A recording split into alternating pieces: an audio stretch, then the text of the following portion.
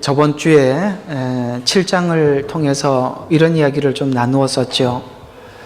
우리가 율법의 은혜라는 자리까지 우리를 옮겨 이해시키지 않으면 우리가 도리어 율법의 원리를 알고 죄의 원리를 알고 죄를 지어서 그냥 하나님 앞에 죄를 지으면 회개하면 용서하더라 이런 생각이 들어서 우리는 죄를 짓고 용서받는 방법을 아는 아주 고등한 죄인이 될 수 있습니다 라고 말씀드렸던 내용이 7장 이야기고, 오늘 이야기는 그 이야기의 연장선상에 있습니다. 8장 이야기는 이런 이야기입니다. 나팔을 불었다라는 말은 이스라엘이 두 개의 나팔이 있어요. 하나는 은나팔이 있고 하나는 양각나팔이 있는데, 저희 집에 오면 양각나팔이 있습니다. 이렇게 양의 뿔로 만든 나팔이죠. 여러분, 은나팔은 트럼펫 같은 나팔이라서 이렇게 부르면 소리가 아주 강하지요.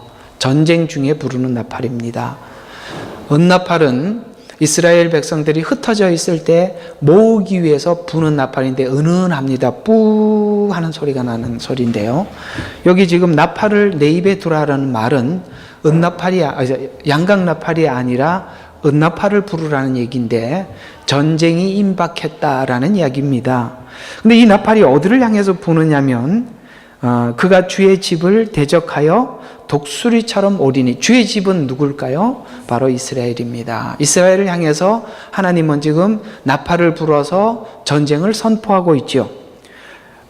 놀랄 수밖에 없었을 텐데 이스라엘은 이 나팔을 불고 하나님께서 도전해 오시자 2절에 이렇게 대답을 합니다. 이스라엘이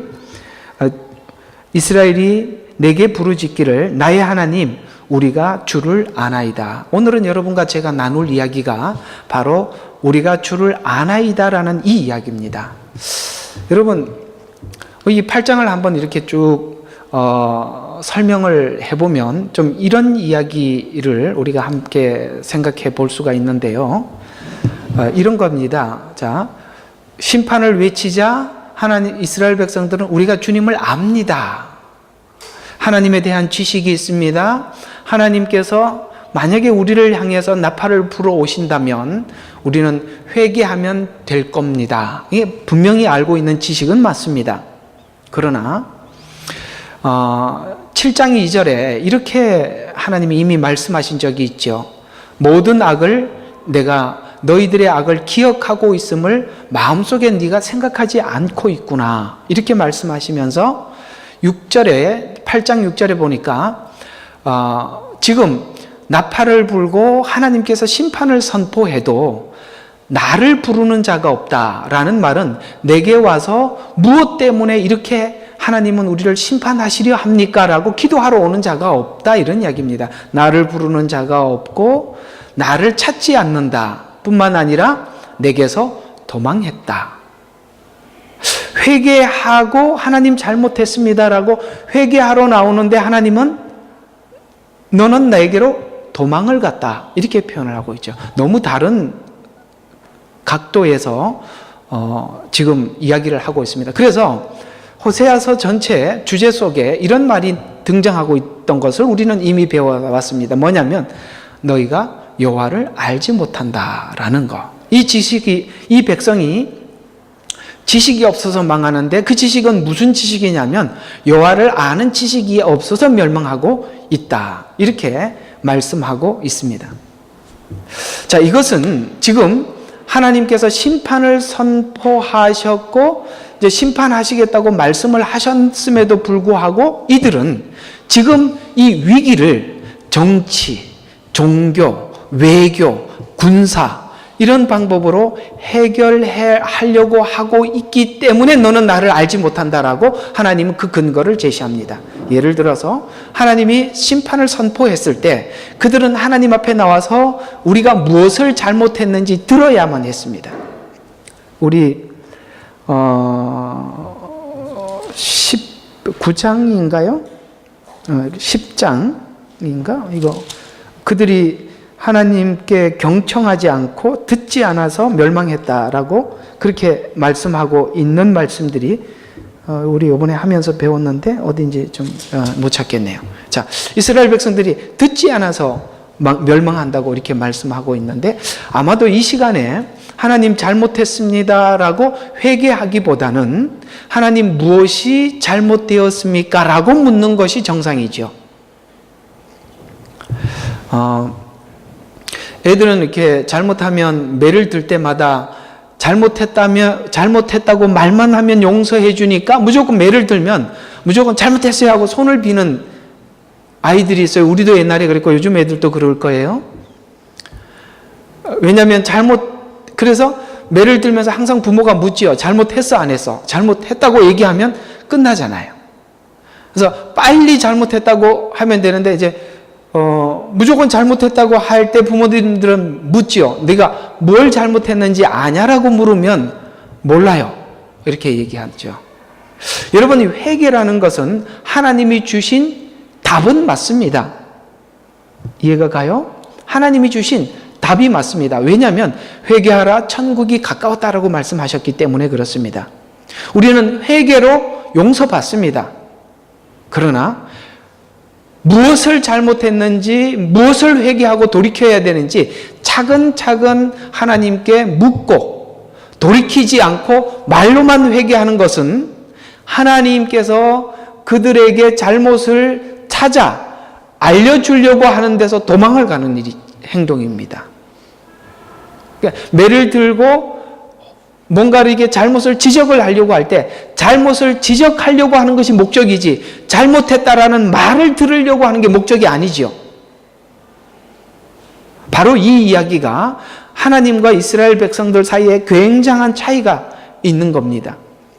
하나님 지금 이스라엘을 심판하겠다고 말씀을 하셨더라면 그들은 하나님을 아는 지식은 있어서 회개하면 용서받는다는 건 알지만 무조건 회개만 하면 된다고 생각하는 거예요. 무엇을 잘못했는지 내게 와서 나에게 나를 불러야 하고 나를 찾아야 하고 이렇게 들어와 줘야 되는데 그걸 하지 않고 다른 방법으로. 그래서 네가 나를 알지 못하는 가장 큰 증거가 뭐냐면 이런 위기가 왔을 때 정치적으로 해결하고 경제적으로 해결하고 종교적으로 해결한 요 말은 이런 얘기입니다.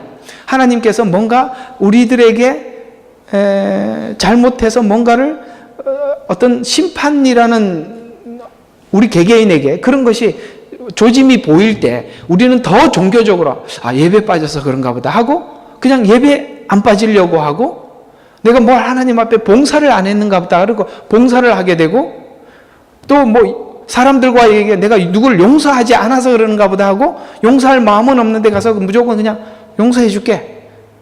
이해가 가죠? 이렇게. 그 다음에 하나님 경제적으로 자꾸 이렇게 뭔가 밑에 밑구멍이 빠지게 해서 이렇게 경제적으로 어려워지면 그걸 자꾸 돌려막기로 여기저기 빌려서 해결하고. 이해가 갑니까? 바로 이런 방법으로 처리하고 있다는 그 자체가 이스라엘이 하나님은 어려움을 준 것은 하나님께 나와서 묻고 내 이야기를 경청하라고 그렇게 준 상황인데 그건 하지 않고 네가 할 수 있는 지혜와 국리를 해서 그러니까 네가 지금 네 스스로 지금 모든 일을 해결하려고 하고 있는 그 자체는 나를 믿지 않는 증거다라고 오늘 이야기를 하고 있는 것이죠. 여러분은 하나님을 잘 믿는 것 같아도 하나님을 잘 안 믿는 일들은 우리에게 흔히 볼 수 있는 일들이죠. 오늘 바로 이런 부분에 대한 이야기를 한번 생각해 보려고 합니다. 그래서 이들은 하나님을 안다고 하지만 이스라엘 백성들이 하나님을 알지 못한다는 그 반증은 오늘 여기 보니까 이스라엘은 지금 계속 권력투쟁과 그런 쿠데타들이 반복되는 것은 바로 최소한 하나님을 아는 민족이고 율법을 아는 민족이라면 그들이 세상 사람들이 무력으로 힘을 가지는 이런 무력적인 힘이 아니라 최소한 뭘 가져야 되냐면 우리가 하나님을 안다, 하나님을 믿는다고 한다면 우리들 마음속에 저 사람이 믿음이 있다면 우리는 최소한 그 사람 마음속에 최소한의 도덕성이 있다고 생각을 하는 것은 기본으로 깔고 가지 않습니까? 그렇죠. 우리는 교회 다니는 사람들이 내 욕을 많이 먹는 이유는 세상 사람들도 최소한 교인이라면 최소한의 도덕성은 세상 사람들보다 낫지 않겠나라고 생각을 하고 일단은 높여놓은 상태에서 그를 보기 때문에 그렇지 않습니까?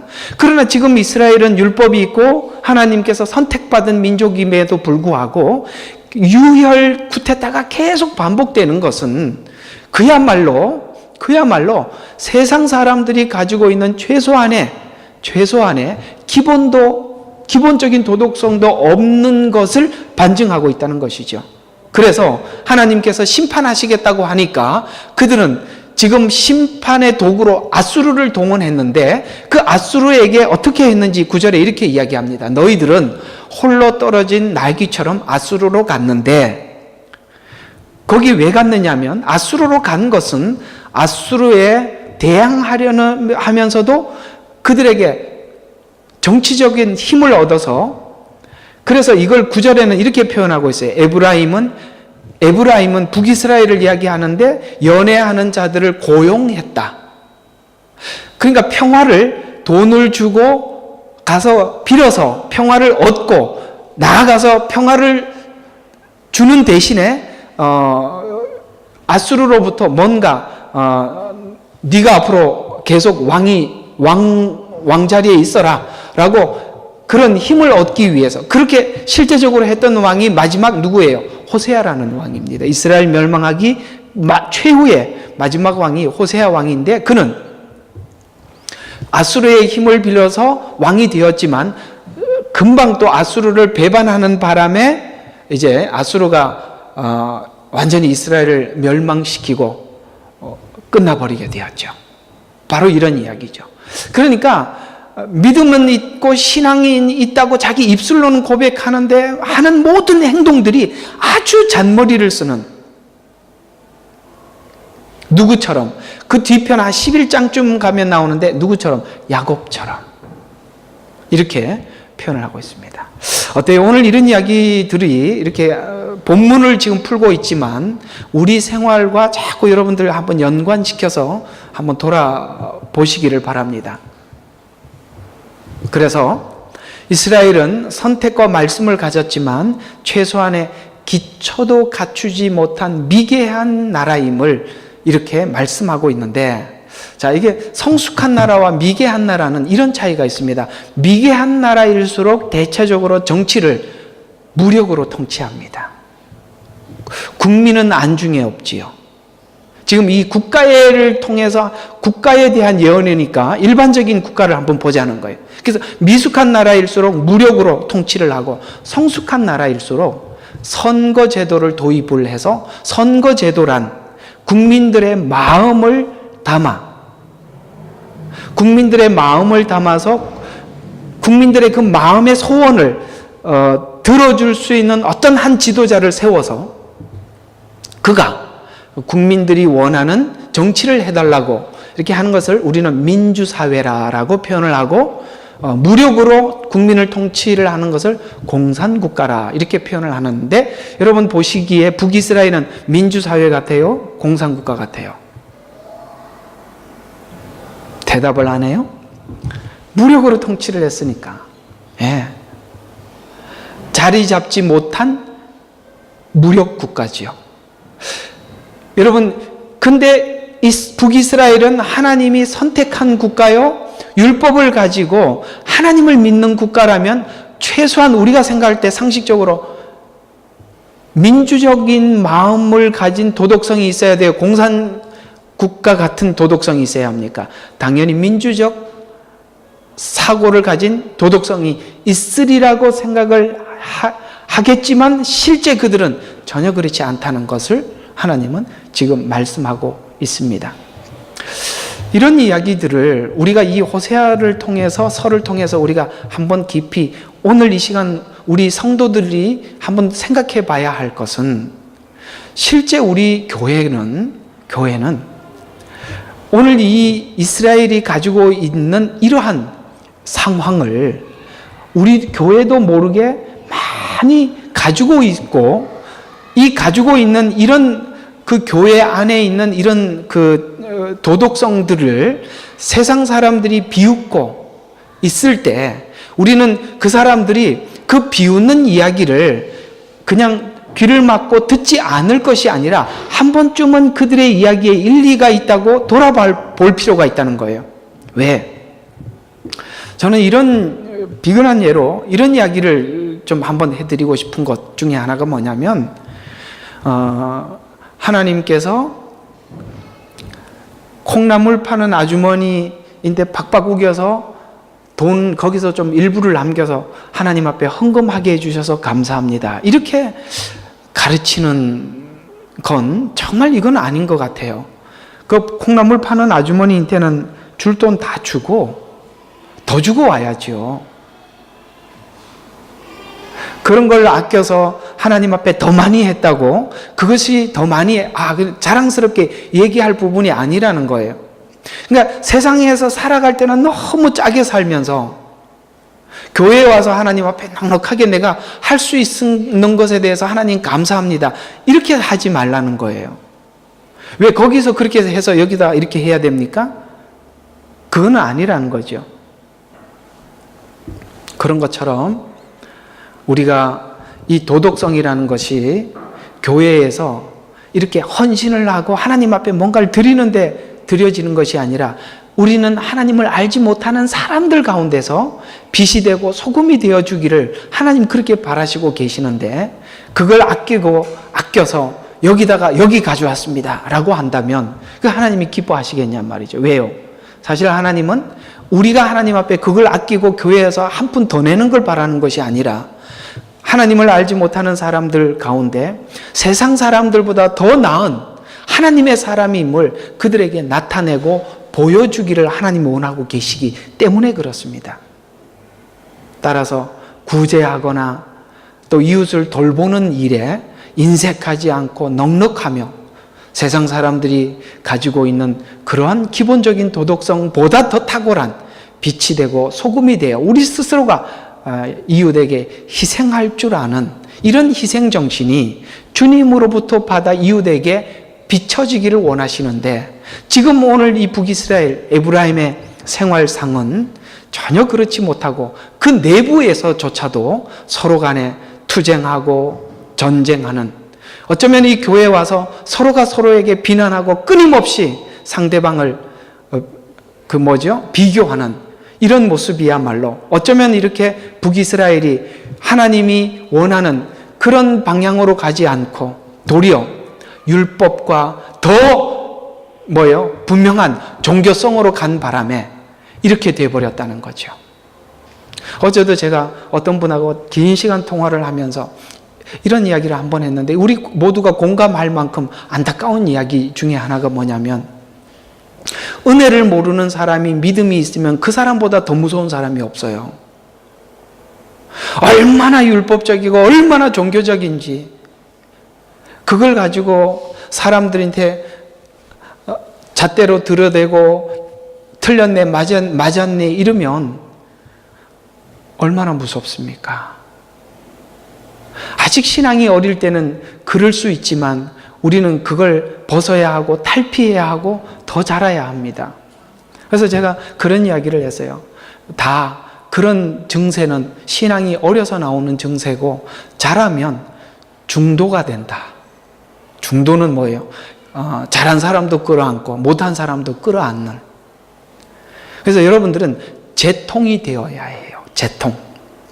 성막에 가면 제물을 태우기 위해서 불을 짓게 되면 거기에 불을 짓고 난 이후에 거기에 많은 재들이 떨어지는데 그 성막의 울타리가 흰색이에요.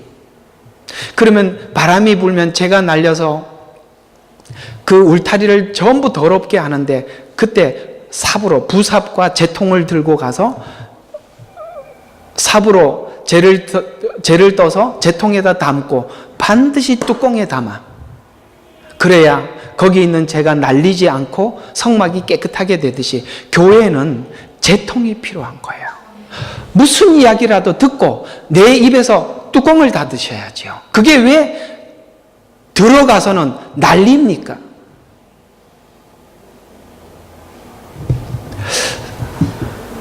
존 버년의 철로 역정에 보면 이런 이야기가 나와요. 어떤 방에 들어갔는데 그 방에 누가 그 방을 쓸었어요. 쓰니까 먼지가 푹 나는 거예요. 그래서 조금 있다가 그 먼지가 너무 많이 나니까 누가 다시 들어와서 물로 깨끗이 청소를 했어요. 그래서 물었어요. 저 빗자루로 쓰는 거는 도대체 무엇입니까? 라고 물으니까 그것은 율법이다. 우리 속에 죄가 있어요. 죄를 죄로 드러내는 것은 빗자루로 쓸었기 때문에 날리는 거예요. 그래서 우리 속에 죄가 있다는 걸 아는 거예요. 그러나 빗자루로는 절대 그 먼지를 해결할 수 없어요. 물로 씻어야 됩니다. 우리는 은혜로운 사람이 되어서 뭔 소리를 우리 귀에 들리더라도 우리는 귀로는 듣고 입으로는 막는 재통이 되어 주셔야 교회가 깨끗해지는 거예요. 바로 이스라엘은 이런 역할을 전혀 하지 못하는 거예요. 그래서 하나님은 더 이상 이 난무한 상태를 더 이상 볼 수가 없어서 하나님은 심판을 선포하는데 그들은 대답이 기가 막히는 대답을 하는 거예요. 우리는 주를 아나이다. 오늘 이 이야기에 초점을 맞춰서 우리가 생각을 해 보도록 하겠습니다. 자, 8장이 성경 전체에서 하고 싶은 이야기는 바로 이 로마서 5장에 있는 이야기와 연관된 이야기인데요. 자, 로마서 6장에 있는 이야기와 연관된 이야기인데요. 지금 오후 시간에 계속 로마서 6장을 하고 있잖아요. 이게 이런 이야기입니다. 호세아서 이야기는 우리의 죄의 심리를 다룬 이야기냐. 심리. 그걸 우리 속에 있는 심리가 뭐냐라고 이렇게 잘 설명한 게 로마서 이야기예요. 여기는 지금 심리를 다루는 거예요. 그러면 이게 로마서하고 이렇게 접목이 되는 겁니다. 로마서 5장까지는 오직 은혜의 구원을 잘 설명한 후에 인간의 은혜로 구원을 받는다라고 우리 은혜라는 구원의 원인이 은혜이고 은혜를 받기 위해서는 죄를 깨달아야 하고 죄를 깨달은 사람들이 하는 게 회개라 이 말이죠. 그래서 회개하라 천국이 가까웠다라는 말은 단순히 입술로 하는 회개가 아니라 율법이 한 역할 더하기 은혜가 회개를 만드는 거예요. 그래서 우리가 회개하면 구원받는다라는 지식을 가진 건 잘 가진 겁니다. 그러나 우리 죄성이 하나님의 은혜를 모르고 이 회개를 이해하면 대뜸 어떤 질문이 나오냐, 금방 어떤 질문이 나오느냐면 6장 1절의 질문이 나온단 말이에요. 그래서 6장 1절에 이렇게 말씀하고 있는 거죠. 은혜가 넘치게 하려고 죄에 거하겠느냐. 왜냐하면 우리는 회개만 하면 구원받는다라고 하니까 은혜의 원인이 죄구나 이렇게 생각을 한단 말이에요. 왜? 죄가 은혜를 받게 했잖아요. 알아들으셨어요? 죄 때문에 은혜를 받은 거예요. 세상 사람들이 은혜를 받지 못하는 이유는 한 가지입니다. 죄를 모르기 때문에 은혜를 못 받는 거예요. 우리는 죄를 알았기 때문에 은혜를 받은 거예요. 그렇다면 죄는 우리가 해결할 수 없는 일이에요. 은혜만이 해결할 수 있는 일이에요. 그렇다면 하나님이 성경이 말하는 것은 누구도 와서 다 죄를 용서받았단 말이에요. 그렇다면 앞으로 죄를 짓더라도 용서받겠네라는 생각에 우리는 이 은혜가 방종으로 간단 말이에요. 왜요? 인간은 그렇단 말이에요. 사시면서 아시겠지만 우리 마음속에 우리 자신을 돌아볼 때마다 참 지저분하기 그지없다는 걸 알지 않습니까? 우리는 뭔가 피해갈 수 있는 길만 있다면, 공짜로 받을 수 있는 혜택만 있다면, 여기는 어려운 복지가 참 잘 되어 있잖아요. 그 잘 돼 있는 복지를 이용해 먹기 위해서 머리를 굴리기 시작하면 별일 다 할 수 있는 곳인 거 아시죠? 이런 것처럼 우리에게 무슨 혜택이라는 것이 주어지는 어떤 길이 있다면 그 혜택을 받기 위해서 우리는 무엇이든지 할 수 있는 게 우리 죄성이에요. 바로 하나님과의 관계 속에서도 이렇게 우리는 머리를 짜낸다 이런 말이에요. 6장 1절에 이 말이 그 말이잖아요. 그래서 회개에 대한 남용을 이야기하는데, 회개는 복음이 가르쳐준 죄에서 해방되는 길을 가르쳐준 권리로 표현할 수 있죠. 그렇죠. 이건 권리죠. 회개하면 용서받는 권리입니다. 이건 하나님이 다 하셨기 때문에 우리에게 준 혜택입니다. 그러니 회개가 하나님 나라의 권리가 될 수 있다는 것이다. 그래서 오늘 제가 이 권리라는 주제를 가지고 한번 다뤄보려고 하는 거예요. 구원이 하나님의 특별한 사랑으로 얻어진 것이 마음속에까지 이해되어 믿어지지 않으면 방종으로 갈 위험성을 로마서는 금방 지적하고 있다는 것입니다. 그래서 6장 전체를 표현해서 이렇게 설명할 수밖에 없는데, 우리가 방종과 회피로 갈 수 있는 이유가 있고, 어떤 사람은 그쪽으로 갈 수도 있고, 어떤 사람은 그 방종과 책임을 회피할 수 없는 방향으로 갈 수 있는, 정말 이 기점에서 전혀 다른 두 길로 갈 수 있다는 거예요. 복음을 듣고 전혀 다른 두 길로 갈 수 있다는 거예요. 이게 참, 이것이 사실 제 목회에도 굉장히 부담스러워요.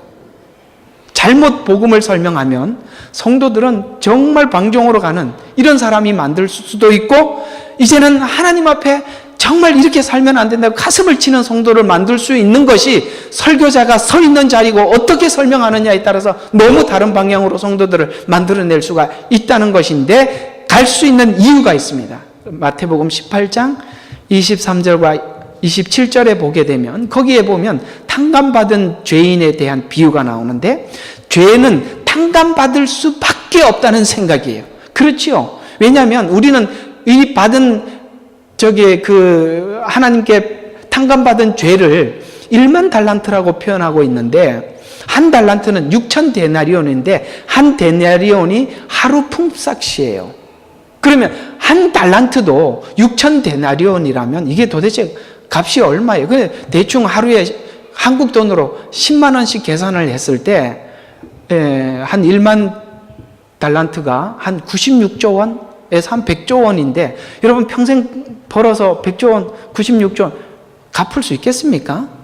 그렇기 때문에 이거는 해결할 수 없는 일이라고 성경은 이야기하는 거예요. 이거는 그 빚진 자가 탕감해주지 않으면 해결을 할 수가 없어요. 그래서 우리 죄는 하도 사람들이 이게 얼마를 탕감받은지 모르니까 숫자로 주님이 표현해 주신 거예요. 너가 해결할 수 없는 거야. 그래서 내가 해결해 줄 수밖에, 내가 용서해 주지 않으면 너는 이게 영원히 남을 수밖에 없는 거다라고 성경은 이야기해 주기 위해서 말씀하고 있어요. 그래서 6장 1절에 은혜는 죄 때문에 받을 수밖에 없다라는 생각을 하게 되면 앞으로도 그렇겠네라고 생각을 해서 죄를 지으면서도 뭡니까? 회개만 하면 된다라는 생각에 계속 죄를 지을 수 있다 이 말이에요. 그래서 구원에 대해서 오해하고 잘못 생각하는 분들이 많습니다. 나는 이제 뭐 회개만 하면 천국 가 괜찮아, 이렇게 하면서 아주 편하게 사는 우리 뒷집. 우리 뒷집은 항상 그 표적의 대상이에요.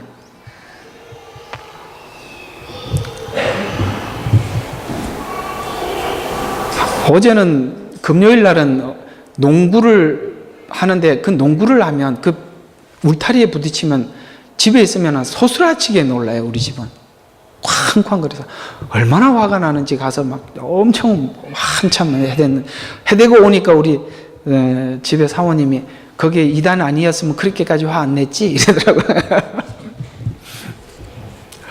자, 어쨌든 웃은 이야기지만 우리는 이렇게 죄는 내가 해결할 수 있는 게 아니고 하나님이 해결하셨고, 그러기 때문에 앞으로 또 해결해 주실 거야, 이렇게 하면 이제는 자유스럽게 죄를 짓는 사람이 될 수 있어요.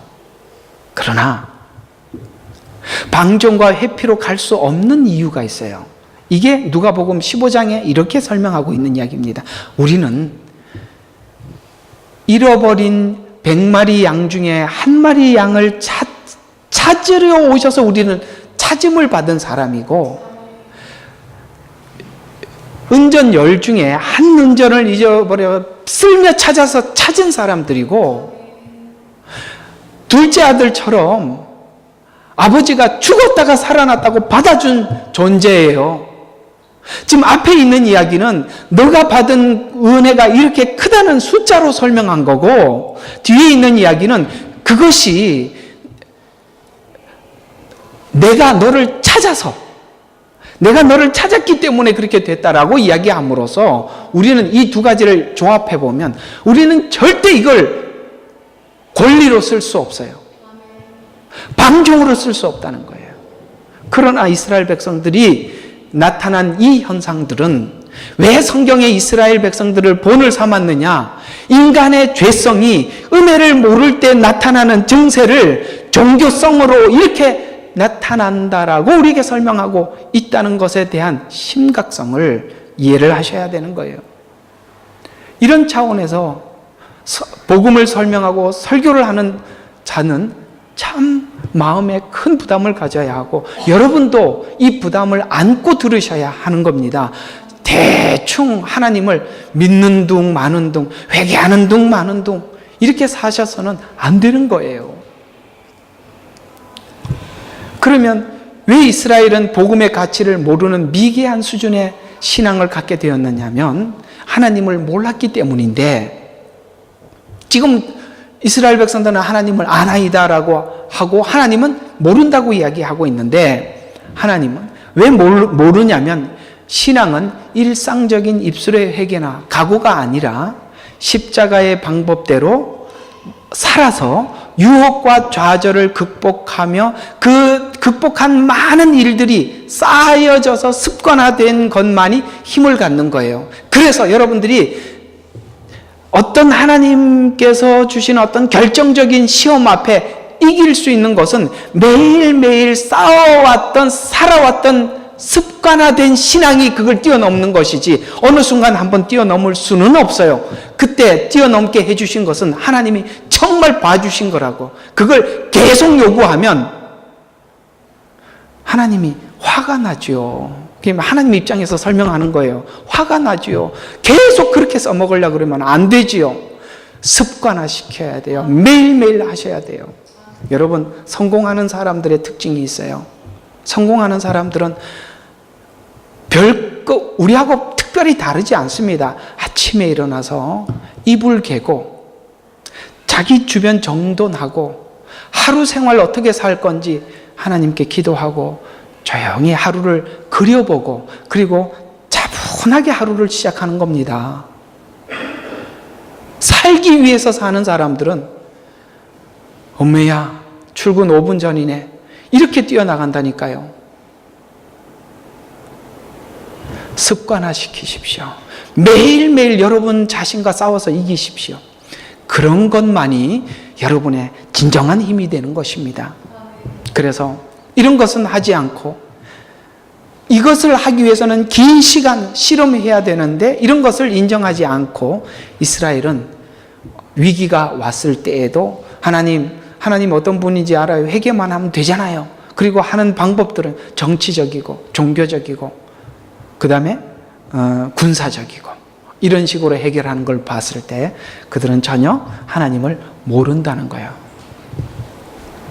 그래서 지금 이스라엘 백성들이 하나님 앞에 크게 실수하고 있는 것들 중에 지금 수준의 신앙의 형태로는 그들이 성전을 꾸민다, 하나님 앞에 나가서 성전을 더 아름답게 만든다 라고 생각을 하지만, 그러나 하나님은 그들이 만들고 있는 성전을 신전이라고 표현하고 있습니다. 11절에 보면 에브라임은 많은 제단을 만들어 죄를 지었으나 제단들이 그를 범죄하게 하리라. 종교성이 도리어 더 범죄하게 만드네. 하나님을 배우고 성경을 배우는 것이 하나님을 더 범죄하게 만드는 거예요. 가르치고 많이 안다는 것이 우리가 피해가는 법을 배우는 쪽으로 배우게 되면 그건 악한 공부예요. 그래서 14절에 보면 그것이 제단이 아니라 이스라엘은 자기를 지으신 분을 잊어버리고 신전을 짓고 라고 표현하고 있습니다. 여러분, 신전은 뭘까요? 우상을 두는 자리가 신전이에요. 우상이 뭔가요?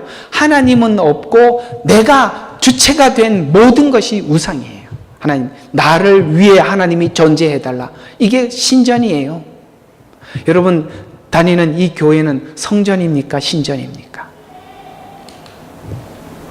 지금 이스라엘이 한 실수와 교훈이, 우리가 받아야 될 교훈과 실수를 통해서 받은 교훈은, 하나님을 섬긴다고 만든 제단과 율법이 이스라엘 전역을 오염을 시켰는데 하나님을 수단화시킨 증거가 바로 제단을 지어서 많이 화려하게 만든 것이라고 지적하면서 이 문제를 율법이 하나님을 기계적으로 섬길 수 있는 분이라고 오염을 시켰다는 거예요. 하나님을 기계적으로 섬길 수 있는 분이라고 오염시킨 것에 대한 분노에, 하나님은 이걸 더 이상은 볼 수는 없는 거예요. 기계적으로 하나님을 섬긴다고요? 그럴 수는 없어요. 어떻게 십자가의 사랑이 하나님을 기계적으로 섬길 수 있는 일이라고 생각을 하십니까? 그래서 즉 제사만 드리고 율법만 지키면 되는 분으로 오해시켰다는 것이 하나님의 분노입니다. 본문이 지적하는 것의 핵심은 이것인데, 너희의 신앙에 내가 하나님이 빠지면 뭐가 없어요? 인격이 없어요. 신앙에 인격이 없어요. 여러분, 이건 정말 무서운 이야기입니다. 저는 이 호세아서를 하면서 정말 위기감을 많이 느껴요. 그리고 이 호세아서 기준대로 본다면 우리가 지금 현재 교회가 추구하고 있는 신앙의 방향이 정말 어그러진 경우가 참 많겠구나라는 생각이 지울 수가 없어요. 그래서 신앙에 내가 빠지면 인격이 없고, 인격이 없으면 의지가 없어요. 의지는 내 속에서 나오는 의지예요. 그 인격이 부르는 의지예요. 의지가 없어서 신앙은 하나님이 없는 인격과 의지가 스스로 생겨나지 않으면 지금 변화를 외친다고 해도 그것은 모두가 다 거짓이에요. 그래서 성경은 이런 표현을 한번 쓴 적이 있습니다. 너희가 교회에서 직분을 줄 때 초신자도 말진이라는 말은, 초신자는 지금 인격이 되어 있고 뭔가가 열심히 하나님 앞에 외형적으로 보이지만, 그러나 바깥에서 금방 들어온 사람이 내면이 그렇게 하루아침에 해결될 일이 아니라는 거예요. 그래서 우리는 가끔씩 새신자들이 와서 은혜를 받고 열심히 하는 걸 보고 그 묵은 신자들이 나도 옛날에 저런 날이 있었는데 이러면서 은혜를 받는 건 좋지만, 그러므로 저 사람한테 모든 일을 맡기자, 이렇게 하면 안 된다 이 말이에요. 왜냐하면 우리는 그러니까 옛날을 지워야 하고 새롭게 써야 되는 이 과정은, 여러분 새신자가 와서 열심히 하는 거 보면 나도 옛날에 그랬는데 라는 말이 뭐예요? 자기도 옛날에 그런 적이 있는데 지금 이렇게 됐다는 거예요. 그래서 이런 얘기를 해요. 너 지금 열심히 하지만 조금만 시간이 지나봐라, 나처럼 될걸? 이러고 앉아있단 말이죠. 그렇게 될 겁니다. 왜요? 그 시간이 필요하거든요. 철저하게 내 속에서부터, 깊은 곳부터 하나님께 내가 굴복하지 않았다는 것을 볼 날이 옵니다. 깊은 곳에서 굴복하셨습니까?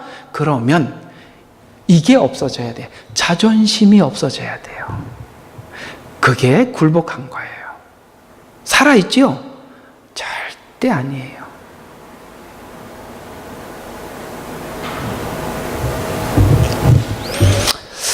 너무 예리하게 찍었나요? 자, 그래서 내가 누군지 생각해봐라. 그리고 나를 아는 지식을 가져라. 인내를 이해하고 믿어라. 내가 이것을 알려주기 위해서는 나는 이방인에게, 하나님은 내가 이방인들에게 조롱을 받을 수도 있고, 하나님이 세웠다라고 말하는 이 성전도 헐 수 있고, 그래서 이스라엘 백성들을 잡아가서 첫 번째로 한 행동이 뭐냐면, 야, 네가 하나님의 백성이라고 따귀를 때리고 노예로 삼고 부려먹으면서 하나님 보고 살려달라고 기도해봐라. 조롱을 받을 뿐만 아니라 하나님의 이름으로 세웠던 성전도 무너뜨리, 제일 먼저 가서 한 일이 그거예요. 너희 신이 우리 신보다 열악하다, 미흡하다, 부족하다, 형편없다, 이걸 증거하기 위해서 성전을 헐어버리는 그 감수를 하나님이 하신대요. 우리를 교육시키기 위해서 하나님은 그걸 하시겠대요. 그걸 다 하셨죠. 어디서 하셨어요? 십자가 위에서요. 사실은 그분은 사람들에게 침뱉음을 당하고 조롱을 당하고 십자가 위에서 사실은 발가벗고 그 위에서 그 고통을 다 당하셨습니다. 왜요? 우리를 바꾸려고 그 일을 당하신 거예요. 우리를 그 속에, 우리 마음속에 심어두시려고 주님은 그 수치를 견디신 거예요. 이걸 어떻게 기계적으로 이런 하나님을 우리가 어떻게 기계적으로 대답할 수 있냐 이 말이죠. 지금 이스라엘은 그렇게 하고 있는 거예요. 여러분, 회개는 그렇게 권리를 남용해서는 안 되는 겁니다. 결론을 내려보겠습니다. 하나님이 우리에게 도착하기를 원하는 신앙의 경지는 어디일까요? 아마도 빌립보서 4장 12절과 13절에 기록한 이 자리 같습니다. 이 자리가 어떤 자리예요? 나는 비천에 처할 줄도 알고 풍부에 처할 줄도 알며 모든 처지와 모든 일에 있어서 나의 배부름과 배고픔과 풍부함과 궁핍함을 다 배웠노라. 다 배웠대. 이걸 그냥 하나님이 기적적으로 준 게 아니라 배웠대요. 이걸 배우기까지 얼마나 고통스러웠겠어요. 내게 능력 주시는 그리스도를 통하여 내가 모든 것을 할 수 있느니라. 왜요? 내가 하는 모든 일의 근거는 하나님과 나뿐이지 세상에 배고픔, 누가 나를 기분 나쁘게 자존심 아무 상관없다는 거예요. 나는 하나님과 나 이 둘만 엮여 있으면 나는 그 안에서 모든 것을 할 수 있다. 여기까지 간 자리 빌립보서예요. 빌립보서는 아시다시피 옥중서신이지요. 옥중서신에서 이 고백을 할 수 있는 하나님이 만드신 바울의 고백입니다. 바로 이것이죠. 어때요? 오늘 이 바울의 고백과 이스라엘의 호세아서 속에 나타난 이스라엘 백성들은 너무 대조되지 않아요? 아마도 정반대의 길을 간 것 같아요. 여기의 능력은 바로 하나님이 주인이기 때문에 힘을 쓰는 능력이라고 표현하고 있는 것입니다. 하나님이 없는 자는 하나님 자신을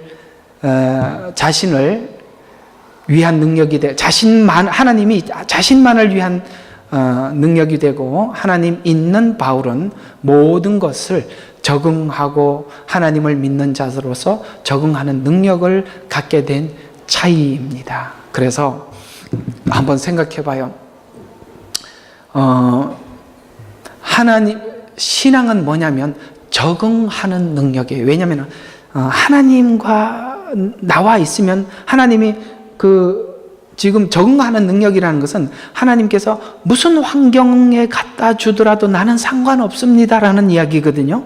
그러니까 환경이 내게 아무런 영향을 끼치지 못한다는 얘기가 빌립보서 4장 12절과 13절의 이야기예요. 근데 우리는 상황에 따라서 달라지는 것은 하나님께 다른 기대치를 가지고 있기 때문에 그래요.